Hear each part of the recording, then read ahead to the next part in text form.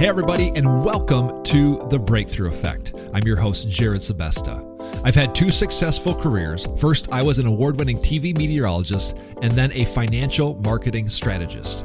I was living the dream, making good money, but inside I was craving for something more, something bigger. So I stopped deferring life and I started creating exactly the life I was searching for. I doubled down on unlearning old mindsets and creating big breakthroughs for me and my family. And now I'm bringing that same transformation to you. Let's understand the rules of this game. Let's get clarity. Let's stop chasing and start becoming. This is the Breakthrough Effect. It's really that you have to choose, right? It's like people think that they're avoiding the choice by choosing easy. I'm going to stay comfortable today. I'm going to avoid it. You're not avoiding it. You're just pushing it off. And usually when it comes back, it's bigger and worse. So I wish I could reprogram people to, instead of saying, I'm going to try to avoid risk, instead looking at where can I avoid regret? All right, today on The Breakthrough Effect, I'm talking with Brett Eaton, a man who turned his escape from corporate fitness into a revolutionary blueprint for building confidence through discomfort that's transforming how high performers think about success. As a keynote speaker, high-performance coach, and author of the upcoming book, Uncomfortable Either Way, Brent doesn't just inspire audiences, he resets entire rooms by proving that discomfort isn't the obstacle, it's the pathway. His approach of turning discipline into momentum through micro commitments has helped hundreds of audiences and clients across 8 countries stop fooling themselves and finally choose the life they've always secretly wanted. Get ready for a breakthrough conversation that will challenge everything you think you know about confidence, comfort zones, and what it really takes to build a life that's both successful and aligned. Please welcome to the show, Brett Eaton. Brett, thanks you so much for joining me today, brother. Thank you, man. Geez, that bio has me. What the craziest thing about a bio is, like, you read that and it's like it's so awesome. You're like, man, did I really do all those things? And then it also doesn't highlight all of the struggles, the times you fell flat on your face, all of the mistakes you made. It's kind of like you hear that and you're like, am I that, or am I like a mix of all of it? So I appreciate that, man. That was some kind words there, and I'm pumped to be with you, man. This is going to be an epic conversation, and I'm glad I get to hang out with you for some time here. I can't wait. You are a rising star. You got so much going on. Book coming out, baby coming out. That's a bad way to put that, but literally you got a big 2025 for the rest of your calendar booked. We do, man. We're launching all things here in the Eaton household. Yeah, the book has been just an amazing journey. It's taken 2 years, like from literally the day it will come out, it will be like a full 2-year journey that is really rewarding. It's one of those things where you spend so many nights writing, you spend so many times editing, you kick it back to the editors, they kick it back to you kick it back to them, and you go in circles, and you're proud of the miniature work that you're doing. But you sometimes wonder, man, is like the book ever going to arrive at my house? Is it ever going to arrive at anybody else's house? And then you get to that moment where you hold it, you smell it, you feel it, you flip Fantastic. the pages, and man, it just feels so good. And now I can't wait to get it into the hands of as many people as I possibly can, because I know there's such a powerful message in there. Well, you talk about alignment, you talk about discomfort being the portal. You're speaking my love language, so let's just jump right in. Yeah. This is a counterintuitive way to look at life. And again, I reflect, I can resonate. I spent most of my life trying to get away from discomfort and keeping everything very comfortable. When was the first time that you noticed that this indeed is the portal to growth and expansion? It was looking back at a time in my life when I had actually a back injury. I was 16 and I was a 3-sport athlete, and I remember hurting my back, and they couldn't figure out what it was. And there were x-rays and doctors and physical therapy, everything under the sun, couldn't figure out what it was. Every time I went back to play, it would hurt again. So they finally said, maybe it's, he's growing a lot. Maybe it's like, we're just going to shut him down for an entire year, do nothing. And then in a year, we'll look at it and we'll see if it's better. And, now I've, spent 8 years, I've spent my whole first career was in the fitness industry because of that journey. And knowing what I know now, I would have never allowed myself to do nothing for a year, thinking that was the best way to do it. And what I didn't know then was, like, that's the biggest excuse that most people have in life of, like, oh, I'll wait and it will get better. And what I realized was when I came back, it wasn't that my back injury disappeared, but all of a sudden I was like, I'm going to do the exact opposite of what I just did that year. I'm going to do cold plunge. That was when I first did a cold plunge in the training room of our high school. I was like, what is this? I'm going to do physical therapy multiple times a week. I'm going to lift harder than I've ever lifted before. I'm going to run. I even took a job that summer, Jared, in construction because I wanted to be doing something physical. And I just did it all. And it wasn't that my back didn't flare up here and there, but it was just I had gotten so much stronger and all of a sudden had less problems. So it was that kind of the first opportunity of, and again, at 16, I wasn't uncomfortable either way, but I was like, hey, looking back, it's uncomfortable to sit around and wait for something to happen. It's also uncomfortable to embrace it and go head first into it, going after the thing that you want. Yeah. Well, I've heard that explained a number of times. You do a great job of articulating that, but you really do have two choices, and both of them suck. I mean, success sucks, but sitting around and failing sucks too. So, I mean, kind of articulate better kind of what I just said there through your words in your book. Yeah. I think that the buy-in of the reader that I'm trying to get them to understand is a lot of people will say change, making a big change is going to be uncomfortable, and expanding your comfort zone is going to be uncomfortable. The steps it takes to gain confidence is going to be uncomfortable. Leaving a bad relationship or job or, going from good to great, it's all going to be uncomfortable. And I'm here to tell you, you're damn right it is. It's absolutely going to be uncomfortable. But I also want the reader to understand and the person to understand is that you're uncomfortable now anyway, knowing that there's this change that you want to make, knowing that you're unhappy, knowing that you're leaving potential on the table, knowing that you could be experiencing what it's like to have a fit body, knowing what it's like to experience, like leaving not just success on the table, but leaving life experiences, moments, confidence, feeling proud about yourself. That is also going to be uncomfortable. So we have these two options, and my whole take on it is if it's going to be uncomfortable either way, let's choose the one, instead of trying to avoid the risk in our life, let's try to choose the one that's going to avoid more regret in our life. You talk a lot about, from a physical standpoint, lifting heavy things, doing hard things. And I can certainly resonate with that. I love talking about the mindset, the spiritual, the emotional side. How does this apply to that side of kind of the same coin? In your experience, where's the tie there?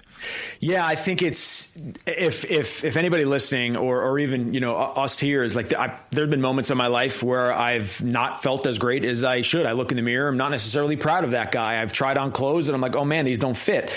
That's uncomfortable. It's also uncomfortable when your alarm goes off to have a reason to get up, to say I'm going to go to the gym this morning even though I don't want to. I'm going to go for the run even though I don't want to. I love I've always gravitated towards health and fitness because in a world that won't go out of its way to make life easy on you and won't go out of its way to be quote unquote fair, the gym has always felt fair to me. The gym has always been a place where I have always felt like whatever I put in, nobody else can dictate what comes back to me. If I put it in, I get it. If I have the discipline, I get the reward. So I've just always gravitated to that. And it's always been this amazing litmus test for life.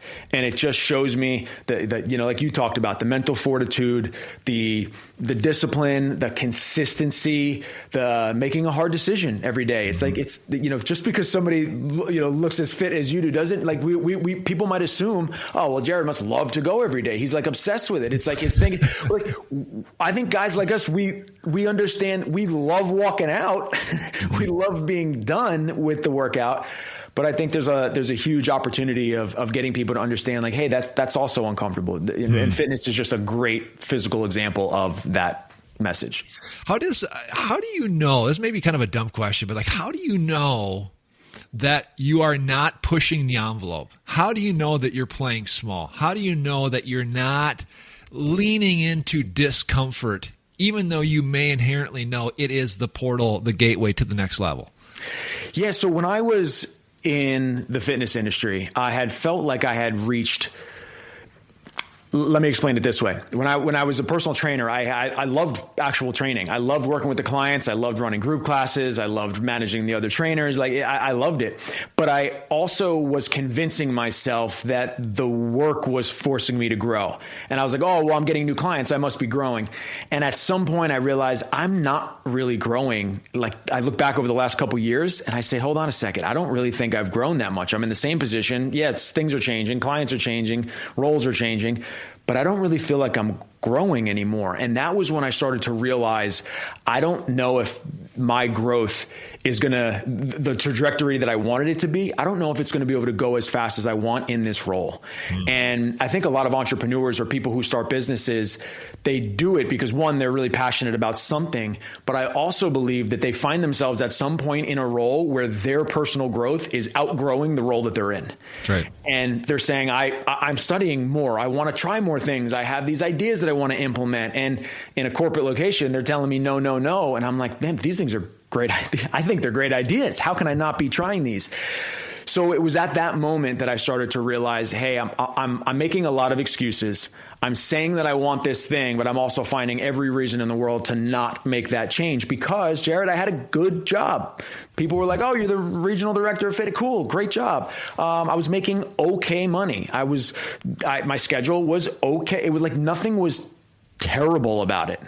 And it was easy to stay complacent for a while. And then you start to realize, hey, that's to step into the growth that I wanted and to make the impact that I wanted, something was going to have to change. And eventually you get to the point of saying like, hey, my growth is only being capped by me at this point.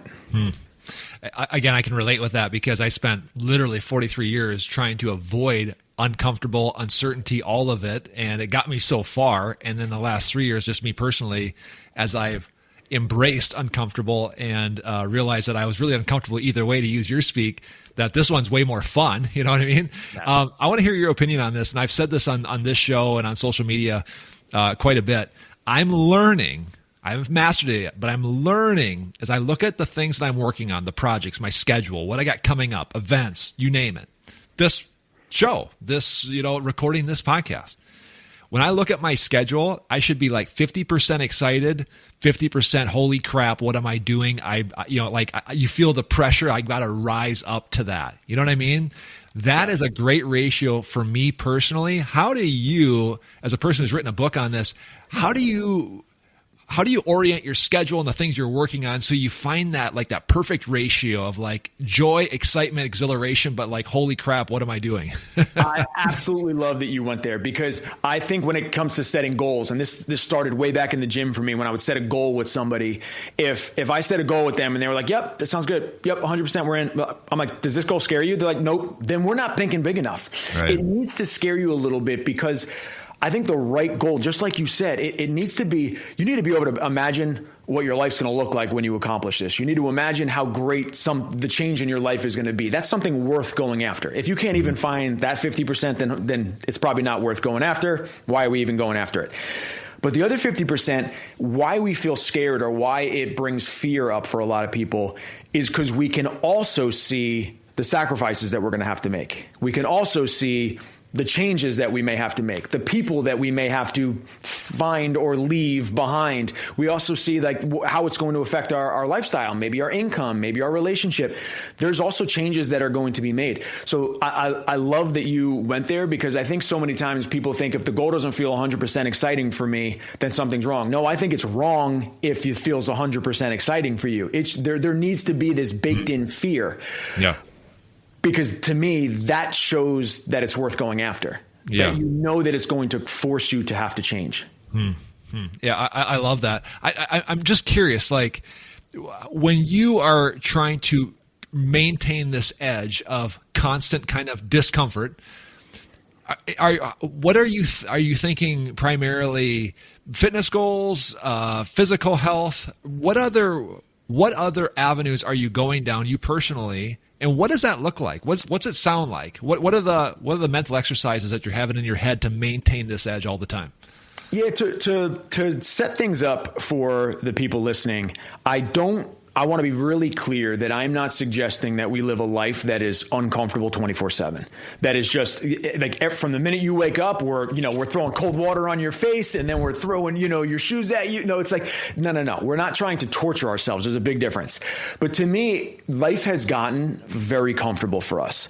Technology, Uber Eats, being able to stream every episode of every show. I mean, you can tell that you and I are old enough to where like you used to have to like wait till Thursday to watch your show. I say that because technology is amazing, and so many of the things have made life easier in a great way. But I also believe that now, because of all of those comforts, we have to now actively seek out discomfort.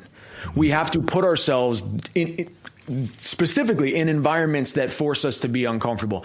And I know a line that I used to abuse was get out of your comfort zone. I used to say it to my clients all the time, get out of your comfort zone. And I started to realize nobody likes that line. There's nothing inviting about getting out of your comfort zone for two reasons. One, it doesn't sound any part fun.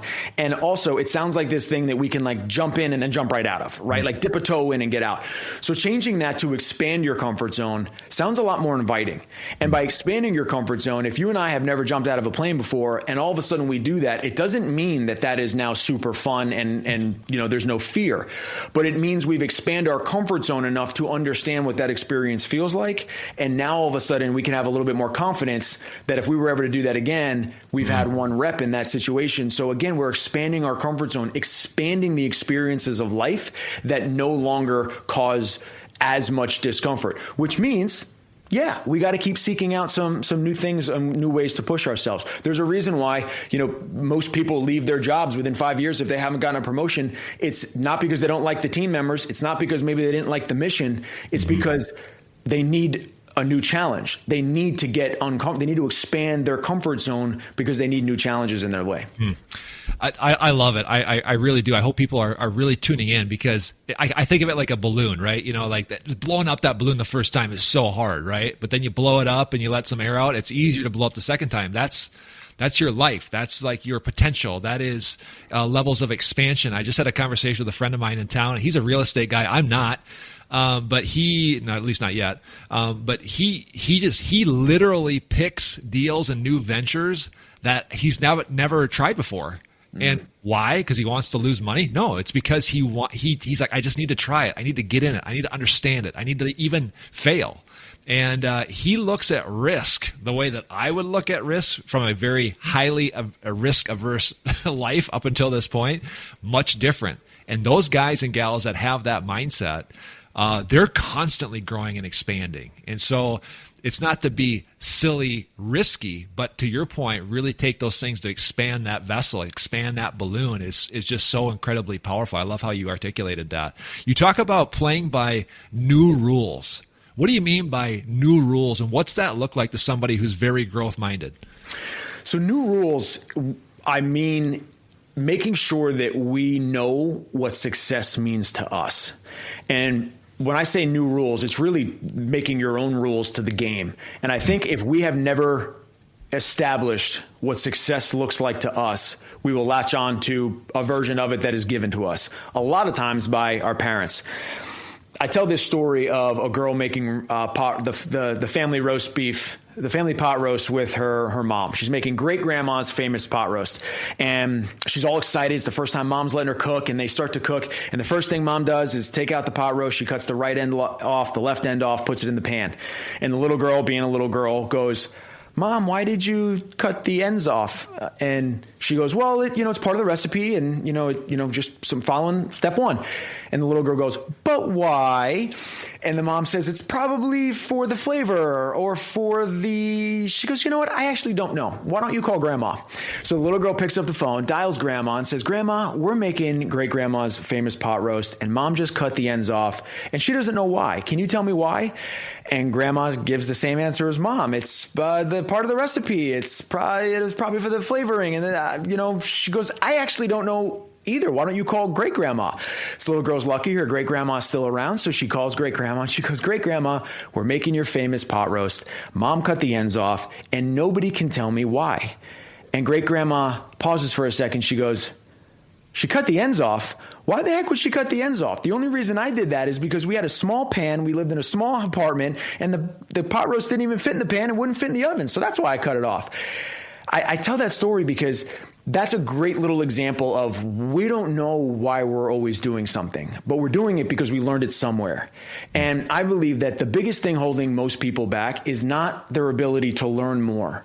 It's their ability to unlearn the things that we've been taught by the people who don't have the life we want. Now, there may have been a reason why mom and dad or grandma and grandpa or brother and sister or the friends that we had growing up did something a certain way. It may have served people then. But a lot of people have never really established their new version of success. What does success look like for us? We were talking about, you living out in the mountains and having this like awesome big backyard, and you were at the lake, and like that is... You've defined success for yourself. You said, hey, success is not being in, being in a New York City type of place where there's high buildings and no grass. My kids can't play anywhere, and it's grind. I really respect that. I have a ton of respect for people who are willing to go against the grain, even though it might be questioned, because they are very clear on what's important. There's nothing to me more attractive or that I see more confidence in somebody when everybody does something one way and they're like, that, I don't care. Oh, everybody like if you ever met anybody recently that has like a flip phone still, I'm like, dude, that's incredible. Or when people are like, oh, I'm not on any social medias. I'm like, you're an angel. Like you are a unicorn. That is so cool. And I just have a ton of respect for that. It's like success for them has nothing to do with seeing what other people are doing, living their life. Cool. Like I love that. So figuring out what success means to you, otherwise you will latch on to somebody else. And most people will chase down success one way or the other. And you better make sure that it's worth getting when you get there. I come up with social media. I mean, if you scroll social media for 90 seconds a day, now all of a sudden I don't know about you, I find myself like wanting those things and being like that, and constantly questioning what I'm doing. Who am I being when he's doing that and she's doing that? It's a real, I don't say problem, but it can suck you in really, really fast. And so I think for me, it's always coming back to being aligned. Who am I? What am I trying to accomplish? What is God putting on my heart? What is my message? What's my tone? What's my energy? And again, in my intro for you, you talk about living an aligned life. To me, that really is that. How do you stay aligned? I mean, you're an up and comer, dude. You're going to be like vastly huge and famous in the upcoming months and years. I'm sure of it. You'll be doing huge stages. Like, what practices are you using to make sure that you're not letting that force dictate what success is to you? Yeah, it's easy to get caught up in the shiny object, right? It's easy to get caught up looking left and right and seeing what other people are doing and wanting that. The way I stay in alignment is I get really clear on not just what I want, but why I want it and what am I willing to sacrifice to get it. And I do check-ins with myself the same way I do with any company or any team that I would ever work with, is you got to answer all three of those. It can't just be, I want that. A lot of people want everything, and that doesn't mean anything. There's how many people there would love, want six-pack abs or want to be super fit or want to do a marathon, but are never going to get those things because they might not be clear on why. It's obviously not strong enough to be able to do the things that it's necessary to get that. But also, they're not willing to sacrifice and they're not willing to trade what it takes to get one of those things. Mm-hmm. So that is where I have found a lot of actually peace in my life.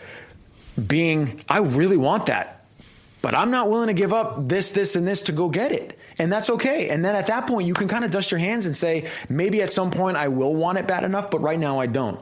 And there's a big difference between wanting something and wanting to sacrifice for it or give up something.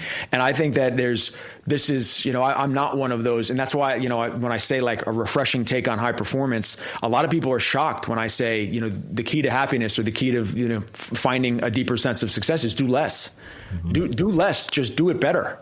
Do the things that are important to you, do them at a much higher level, and you will oftentimes find way more success than trying to do everything and anything, at a not so great clip. Absolutely. And again, I think that that's a great definition of alignment. It's really you being you. People ask me like, what's Life Undeferred stand for? And obviously I've been doing this now for a couple of years. I should probably be able to rattle that off pretty quickly, you'd think. But, as I kind of understand what is my message, that's really what it is. It's about helping people break through so they can actually not do more and be more successful, air quotes. It's so they can be more of who they actually are. Yeah. And when people start discovering that, man, their life goes to the moon. Like, not necessarily from a financial or business, albeit not excluding those things, and even physical health. But then they start stepping into who they are. That's what the world needs, is more people that are aligned, that are actually who they are. You know what I'm saying? Yeah. And asking the tough questions. Asking the tough questions of, am I in alignment? Am I chasing what I really want to chase? There's nothing worse than convincing yourself you're in alignment because you don't really know where you're heading. Yeah. So I think that, the people that I have found, and unfortunately, and I still don't know the answer to this, and I'll throw this out there to you. Do we have to chase down this thing that we've convinced ourselves that our life is going to change once we get it, just to find out that it's not going to change everything? Like, is there a way to speed that up? Because how many times have we read from some millionaire, billionaire, money's not everything, trust me, I'm miserable. And we're like, yeah, but I would still love to be able to have more money to go buy this thing and then they can take the trip. Like, cool. But can you give me some of the money? And I remember hearing that from people, all motivational speakers, all people who have, an epic story, or people who have been really successful, who tell you it's not about money, or it's not about, the successful thing, or, the entrepreneur who sold, 10 companies, and they're telling you you're not going to find happiness at the end of that. I always, the curiosity in me sparks, and I say, is there a way, we know we're being told that, but it doesn't change the fact that we all feel like we need to get that thing, because that thing is going to give us the feeling. So my big mission in life, and even with this book, is really talking about the alignment and redefining success, because it is really uncomfortable to go chase something down thinking it's going to give you the feeling, and you realize you sacrificed, you've put time and energy and all this stuff into getting that thing, and it didn't change anything for you. And I found that with some of the high performance clients that I've worked with, and at times I've even felt like, am I failing them as a coach because they're telling me they want this thing, I'm helping them go get this thing, and then we're learning together that, hold on a second, that didn't give them the feeling they were looking for at all. If anything, it made them more busy. It packed up their schedule. They're more stressed. It's like, hold on a second, are we playing the game wrong, or are we playing the wrong game? And those are two questions I really like to throw out to people to figure out, hey, what's wrong with this puzzle, and how can we get it to align better? Man, it's a powerful question. I'm glad you brought that up. That's a very sobering reality. It is funny because, again, it's always the people who have had a lot of money who are like, don't go chasing money. It's like, well, it's easy for you to say. I mean, exactly. You've had 2 yachts just in the last year, so it's easy for you to say that. But what about for us? And so I totally relate. We inherently know that. We know that because we've heard 1,000 people tell us that, but yet the draw is still so strong. I come at it from a place of wholeness. I've talked about that on this show. I go through a morning mantra every morning that says, this is the best day of my life. I lack nothing. I don't have any problems. And I only have challenges that are here to help me grow and expand. Now, that works for me because what I need for me to be centered and aligned is wholeness. That makes then the actions that I'm taking from that point on are then in alignment. If I'm doing actions, and I can go off course real fast, but if I start doing things, if I start the doing and the chasing, not from a place of wholeness, I'm out of alignment within about an hour. You know what I'm saying? Have you ever felt that?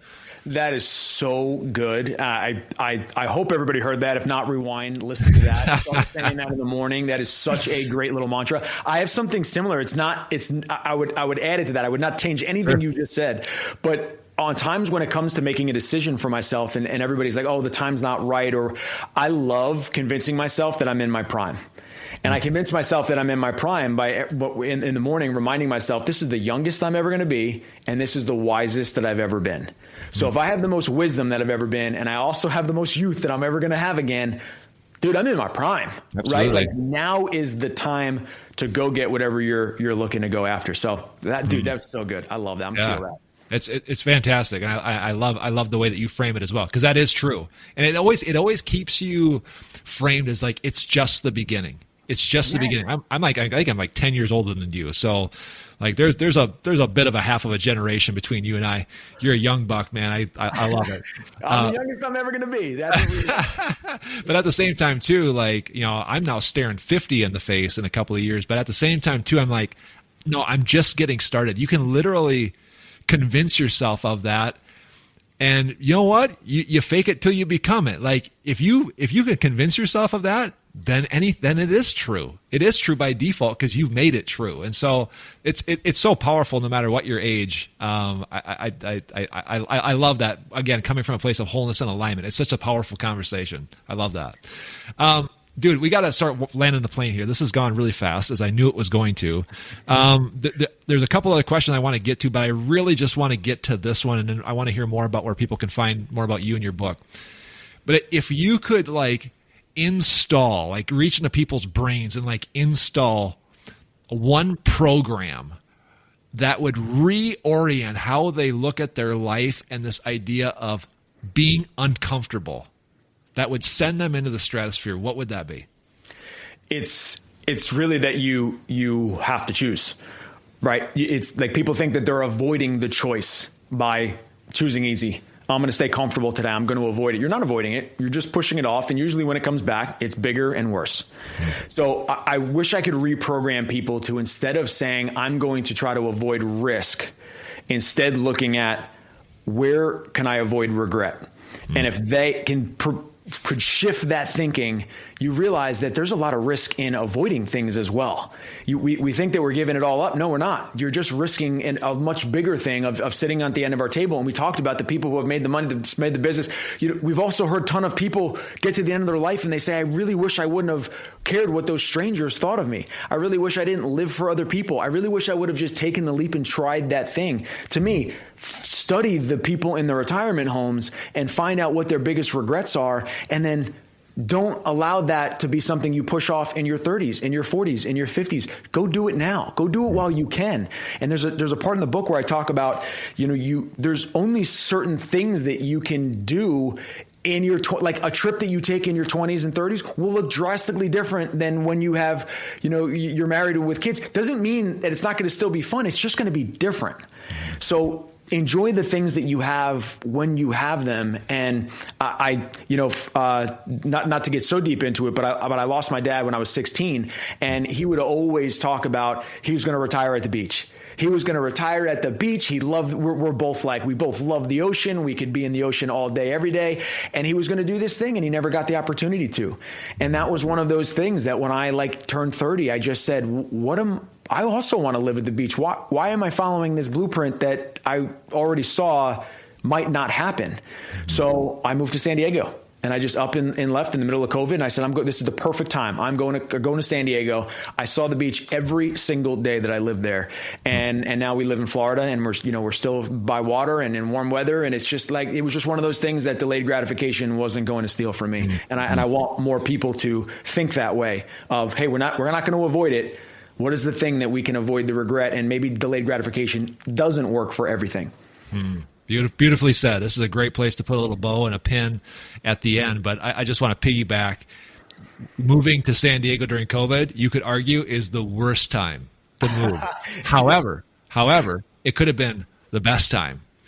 So when people come to me and be like, well, I don't want to do this now, it's the worst time. Or perhaps it is the best time to do it.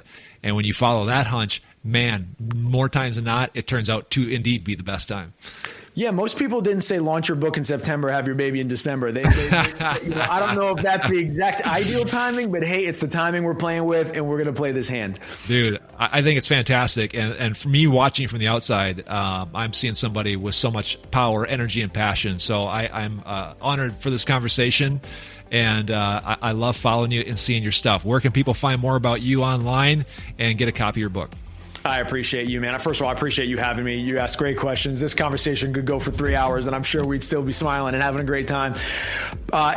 People can find me, BrettEaton.com, BrettEaton.com. The book, Uncomfortable Either Way, is out, available for pre-order on Amazon. It officially drops on September 9th, but it's available for pre-order.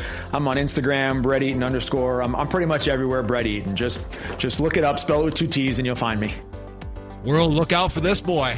Give a big flex to the camera so you see those cannons. Atta boy. Woo! All right, good stuff, brother. Thank you, buddy. If this conversation sparks something in you, don't let it fade. Please rate, review, and subscribe on your favorite podcasting platform. Don't forget to connect with me online as well. Follow me at Jared Sebesta on Instagram, LinkedIn, and YouTube, or dive deeper at my website, jaredsebesta.com, where all my free trainings and resources are waiting for you. And remember, stop chasing the life you want and start becoming. This is the Breakthrough Effect. We'll see you next time.